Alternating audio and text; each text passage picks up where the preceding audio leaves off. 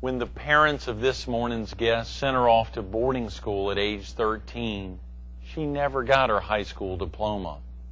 But the governor of North Carolina didn't care when he asked her to be part of his cabinet.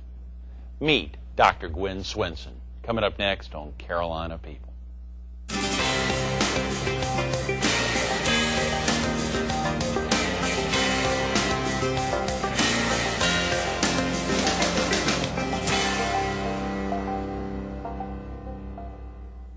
Good morning. Welcome to Carolina People. This morning we're at Grassy, Granite, and Marble on the frontage road off Highway 544 between the Intercoastal Waterway and South Carolina 31. We're focused on a true Carolina person, and we're visiting with Dr. Gwynn Swinson. The former Secretary of Administration during Governor Easley's campaign, Yes. during his first term and the first year of his second term, as well as the Special Assistant to the Chief Executive Officer of Duke University Health System and Duke Raleigh. That is correct, Greg. Golly, Gwynn, a big title there. I'm pleased to be with you. Thank you so much. Yes, forgive me. This me. is a real treat to get you down. When I say a true Carolina person, Yes. of course, the real excitement for us is a Tar Heel. That's right. I grew up in Beaufort, North Carolina, and Beaufort County is an area that's right on the Intercoastal Waterway as well. And my native hometown is called Belle Haven. Belle Haven. Do you still have family in Belle Haven? Yes, I do. Yes, I still have cousins in Belle Haven, and my deceased parents actually were educators in the community. Is that right? My dad was a principal, and my mother was a third grade teacher. And Daddy also was elected to the Board of Elections there in Beaufort County. In Beaufort County. That's right, and ultimately ascended to the chairmanship. Now, growing up, did that spurn you to want to get interested in education or even Yes, possibly it in did. public service there? It actually sparked my interest in both. I, having grown up in a family of educators, and that included my grandmother, all of my aunts and uncles as well, I had the privilege of being blessed to have been surrounded by people who were well educated and valued education and instilled the value of education in me and in my cousins. So for me, there was no option but to go on to college and to graduate school. My dad actually, interestingly enough, Greg, my daddy studied architecture at North Carolina A&T. Is that right, in Greensboro? State University, and then went on to get a master's in education administration at Columbia University. In New York Columbia City. University. Wow. Yes. And my mother also had a master's in education from Columbia. Now, is that pretty common there in It Belle was Haven? very It's probably uncommon. very rare. It was very rare. And interestingly enough, all three of my uncles were doctors. One was a PhD, and the other is just a recently retired MD. Is that right? That's right. The other was a gun. high school teacher. So having come from a background in which I was fortunate to have learned so much about the value of education and to see how education can help to transform people's lives, it therefore became an integral part of my value system. Everything and who I am. You become, absolutely. That's exactly right. And so therefore I knew that I had to go to college before I understood that I had to graduate from high school. Therefore, and this is something most people don't know about me, I never graduated from high school. Oh, come on. And it was a very, very big source of, I would just say, discontent with my dad. Yeah. I never did get a high school diploma, and that is because I went to a boarding school in Maryland, a Quaker boarding school called Sandy Spring Friends School. And by the time I was 16, I had all the credits to graduate. And the headmaster said that he felt that socially I should probably stay another year. Just to make sure that I was mature enough to go on to college. And I felt that the private school tuition at Quaker boarding school up north in Maryland was such that it wasn't fair for Daddy to have to pay another year of tuition. So unbeknownst to him, I applied to and got myself accepted and admitted to Antioch College in Yellow Springs, Ohio. In Ohio, that's right. Yes, Wow. and Antioch had a history of working with the Underground Railroad, and Coretta Scott King was a graduate. Is that right? Coretta Scott King was a graduate of, is that right? Of Antioch College. That's fascinating. That's right. And so she actually was a role model for me and inspired me to apply to Antioch College and matriculate there. So that's how I ended up Exciting, in Yellow man. Springs, Yeah, where the yeah. Underground Railroad went through Ohio. That is fascinating. Did you have brothers and sisters growing up? No, I was an only child. You're an only child. That is correct. That right? And so my family, again, my dad and mom gave me the absolute best of every opportunity that a child could have had. Well, I'm hearing some fascinating stark similarities between you and my father. If you That know, is he's very an only true. child. Yes. Of course, went off to prep school at age 15 to Phillips Exeter up in wherever, somewhere up north, and enjoyed his time.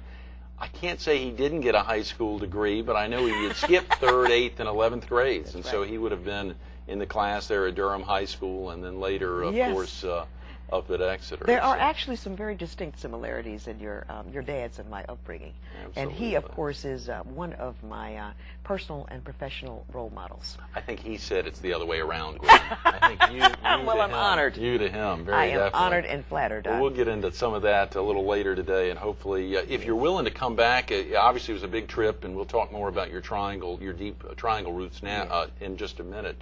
If you're willing to come back and be with us tomorrow as well. I will be happy to do so. It would be my pleasure. That'd be great, Yes. absolutely. What about, we speak about that, the triangle roots. You spent the time there in Antioch, 3 years. Did you stay in Ohio after graduation? No, I did not. And as a matter of fact, Antioch had a very unique work-study program, which is what attracted me to it. Right. I must say to Daddy's great dismay that he wanted me to come and get a degree at a school in North Carolina. Oh, yeah, sure. So hence I ultimately came back and got a graduate law degree from the Duke Law School. That's right, and he in said to me, '86. I meant for you to get a degree from a North Carolina school. Duke is not a North Duke Carolina is not. school. It is of North Carolina, but it just happens to be in it. But Right. it's not really of the culture of North That's Carolina. great. So that was another sore spot after I didn't get the high school diploma.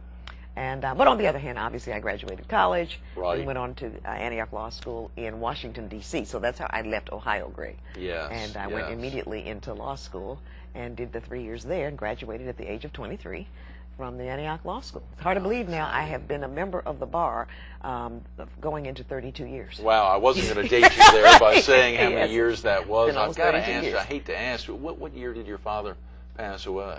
In 1997. And I only asked that because I saw that, of course, in the last couple of years, you'd gotten a doctor, a special doctor there at North Carolina A&T. I did. And of which I'm sure he would have been overly thrilled about. well, actually, when I got it was in 86, so he was still living. Oh, okay, great. And I Forgive did it me, for him. missed I that. actually gave it to him.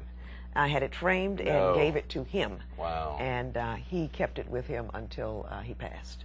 It was for him that I got the degree at Duke. How exciting. Yes, it was the Master of Laws degree. Well, of course, so rarely do folks think of attorneys as doctors, but with a Juris Doctorate, you've got it. You got it, I'm sure, followed up with your LLM there at Duke, as That's you right. mentioned, in '86, and then the special doctor there at North Carolina A&T. And that was an honor and a privilege, and especially for me, Greg, to have received an honorary Doctor of Humanities from North Carolina A&T State University, because that was my daddy's alma mater. Oh, yeah. Yes. Oh, yeah. Very And definitely. so, anyway, go Aggies. Go Aggies. They are Listen up. Aggies. Well, of course, as you know, the bulk of our viewers are in the PD and southeastern North Carolina. So UNC Pembroke and some other schools in North Carolina are obviously have that opportunity to tune in. And we love to be filming down here in Myrtle Beach, but at the same time, we've got to be cognizant of your audience in North That's Carolina. exactly right. And let me say this. I have had the pleasure of spending a fair amount of time on the campus of UNC at Pembroke. Is that right? When I was in office as Secretary of Administration, one of my functions was to collaborate with the chancellors of each of the UNC constituent institutions, of which there are 16. 16, And right. so I had the opportunity to visit with and spend some time on diversity. I did a dialogue on diversity and a couple of talks on the Walk of Hope, I think it was called, at UNC Pembroke at the time. And that campus, by the way, is the campus that is noted for being the most diverse in the entire UNC system. Is that right? That's right, Because yes. of the Native American population That's as well right. as the African American And population. the Hispanic population. Okay, I hadn't thought about that. That's right, Yes. yes. Well, we hear about it. Of course, it's one of the most diverse counties in North Carolina, of the 100 counties, with the third Native American, third African American, and third Caucasian. It must have a sizable Hispanic community as well. Indeed, it does. So it is a fascinating place to visit. And I've spent a lot of time working actually with the Native American folks in Lumberton. The Lumbee The Indians, Lumbee yes. Indians in particular. Mhm. And the Secretary of Administration sits at Sufficio on the Indian Affairs Commission, which that is right? housed in the Department of Administration. So I had a chance to become an honorary member of a couple of tribes, and actually to dance at powwows and things of that nature. Oh, really? Got a chance to learn a lot more about the indigenous culture of this country.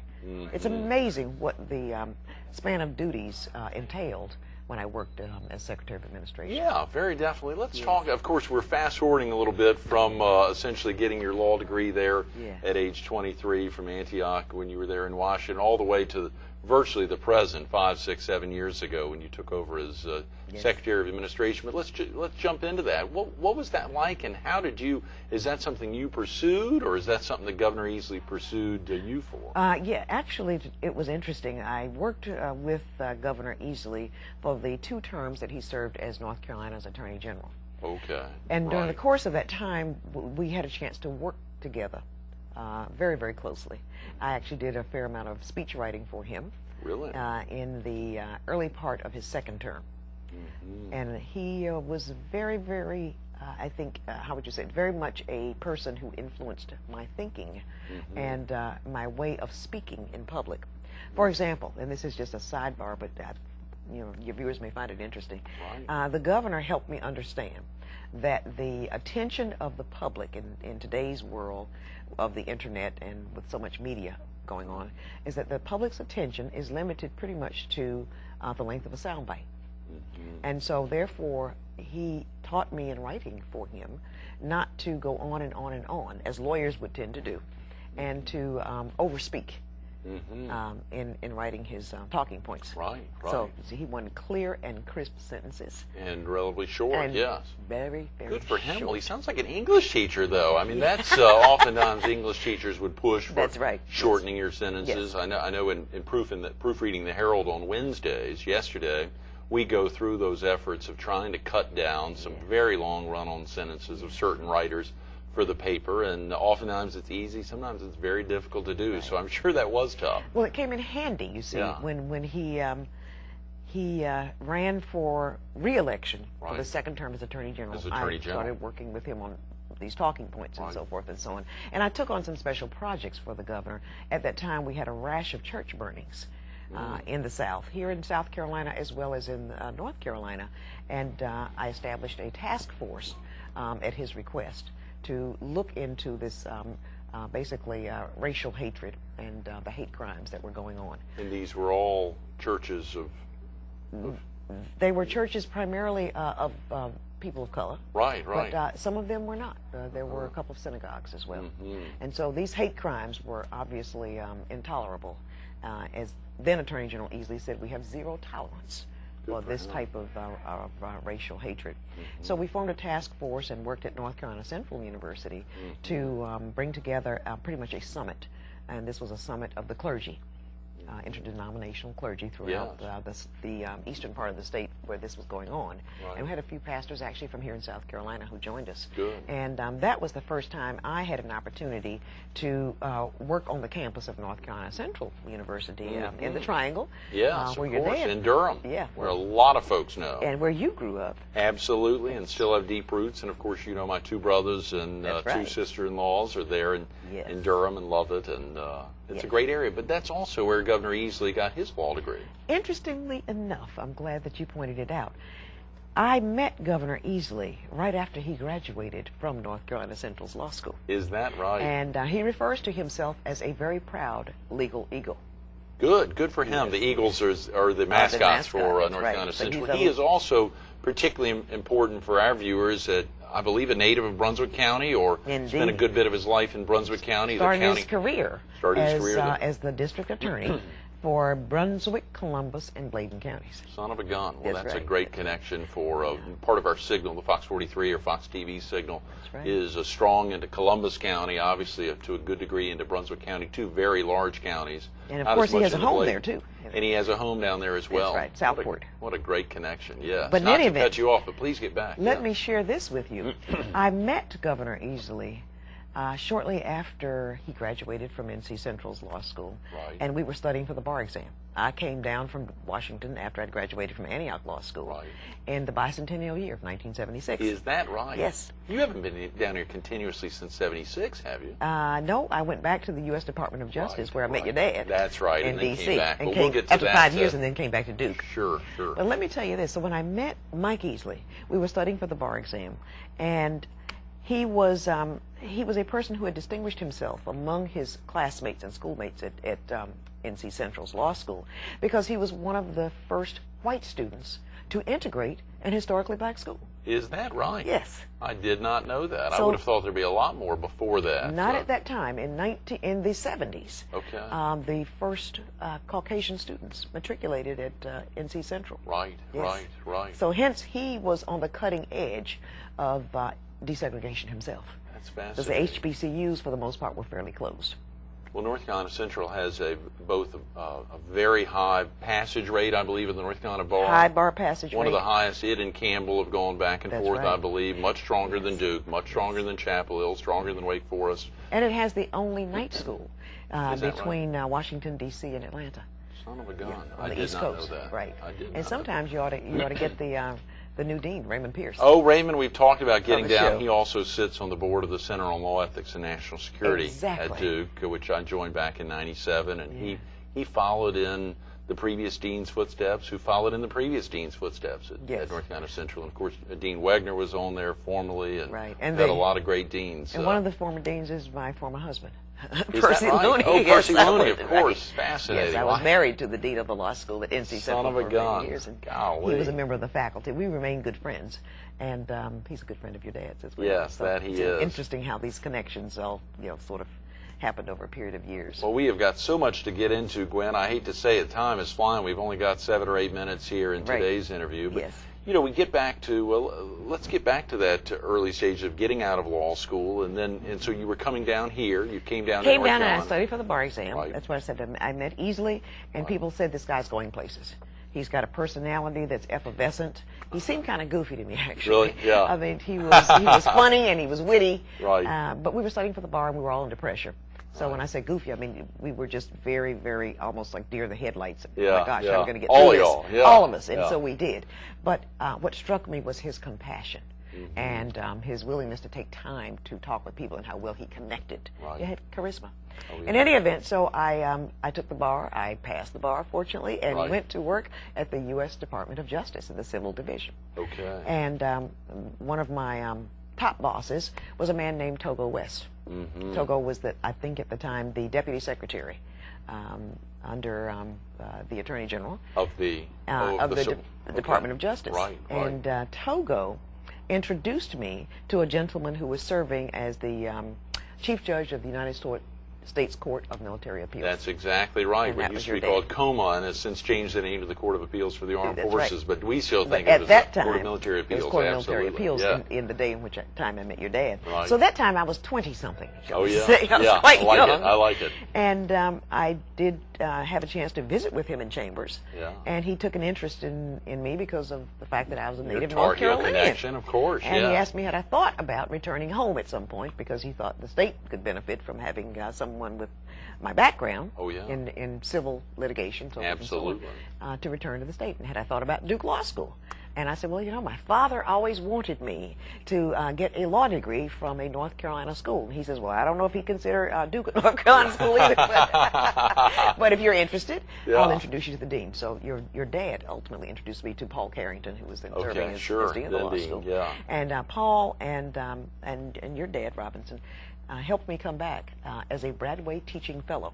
So I was a teaching fellow, and I got my graduate law degree. And while I was there, Paul Carrington importuned me to assume the deanship for student affairs and admissions. Tremendous. So I yes. ended up doing that for about 8 years. Is that right? Yes. You did it. So Got my LLM degree, and at the same time, while matriculating as a student, Right. I began working as assistant, then subsequently associate dean, Gray, of admissions and student affairs. That's fabulous. Financial aid. man. And so forth Yes. and so on. Another thing you have in common with Dad, he was actually teaching there when he got his LLM That's in correct. 59. Exactly. So you all have followed fascinating. And I was one of the last students to actually get an LLM the last American student, I should say, to get an LLM from the Duke Law School. It is now exclusively a program for international students. Okay. How interesting. For viewers who may not understand why anyone would pursue it after they've got a law degree, why would you get an LLM? Why would you get a second Yeah, one? exactly. Well, my real personal motive was to make sure that Daddy was Right. happy. I was Daddy's girl, and your father understood Good it. for So I was you. going to get that second degree in Yeah. law to make sure that my father Right. was happy, and also to kind of offset some of the pain he felt as a high school principal with his daughter never having gotten a high school diploma Oh, because I just yeah. left high school and went on to college. He ribbed you for that. That's right. So the second it's- law degree was a kind of a makeup Yeah, for my father. But more importantly, too, it enabled me then to be qualified to be a law professor. So it's really a teaching degree. Oh, good. Yes. It's an academic degree. That's interesting. I've never even asked Dad that question, Yeah, why he exactly. got an LLM. It may have been to Yeah, to accentuate. It was prior to getting tenure. It's so a credential that you would get if you wanted to be a tenured professor. In my case, I became a clinical teacher. Right, Clinical right, professor. right. Yes, I saw you had been teaching trial advocacy I've taught at all 3 area law schools in the Triangle, NC at Central, Duke, North Carolina, and and North UNC. Carolina And I'm Central. currently still an adjunct, and I teach trial advocacy at UNC.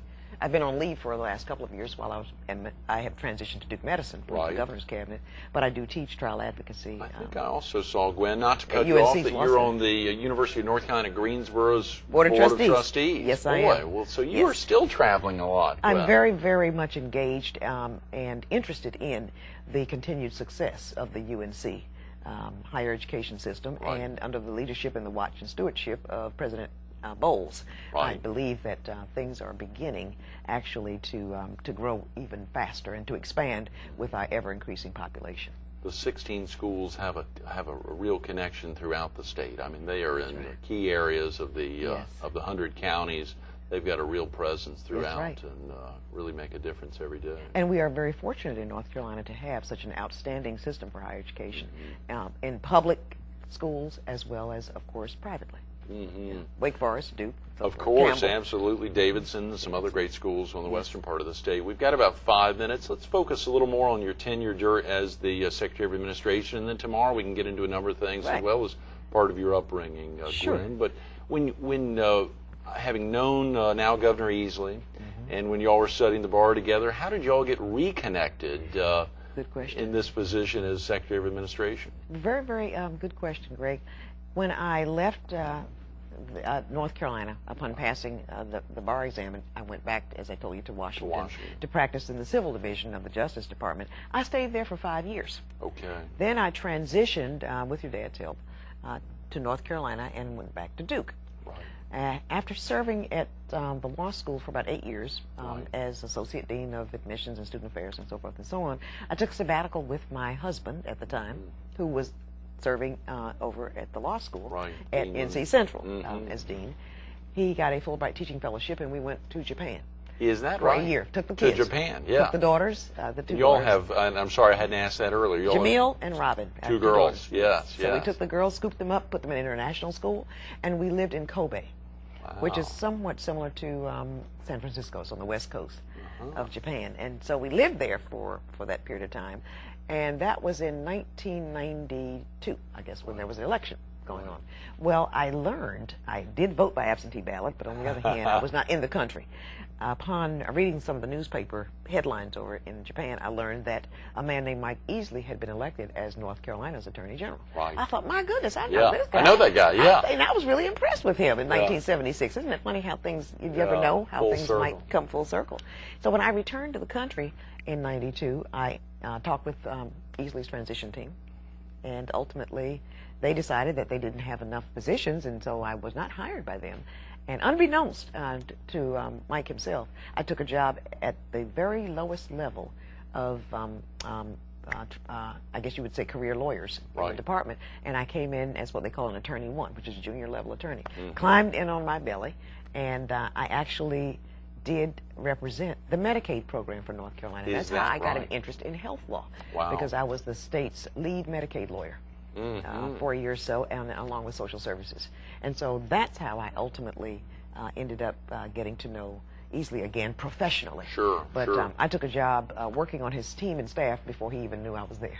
Wow. Yes. How exciting. And these are big administrations. When we think about the Huge Civil Rights bureaucracies. Division, or we think about it, the Attorney General. They are enormous bureaucracies, and they are made up typically of career civil servants.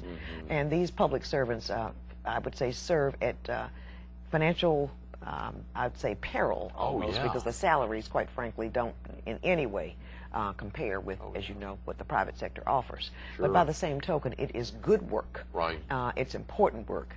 And I felt very fortunate to have the opportunity to serve at the federal government level, Sure. and also to serve the people of the great state of North Carolina. On the state level. And I've heard folks talk about George Holding there, the U.S. Attorney for the Eastern District, on the federal level, where folks could get virtually, they could name their price on what they'd like to get coming out of law school. That's or coming right. out of 'Cause they can clerkships negotiate. for the Supreme Court, and instead they want to come work in the U.S. Attorney's office and make a fourth of what they could make in the private sector. Because it's about doing the right thing, Craig, and it's about making a significant difference in the lives of the people you serve. Speaking about doing the right thing, we're going to have to go to break, and hopefully, thanks again for the offer of coming back tomorrow. Your willingness to come back to Indeed, I look forward to it. I love it. We want to hear about the offer that Governor Easley made to you. Stay tuned to more Carolina People with Gwynn Swinson coming up next. There's a lot more to the personal journey from Belhaven, North Carolina, to the executive cabinet of the governor of North Carolina, to even now Duke University Health System. A lot more to it. You got to come back tomorrow. You heard her talk about Belhaven, to Maryland, to Ohio, to Washington, to North Carolina, back to Washington, of course, now back to North Carolina. I hope I'm getting it all right. You'll learn more about that exact travel tomorrow on Carolina People. Come back for Dr. Gwynn Swinson.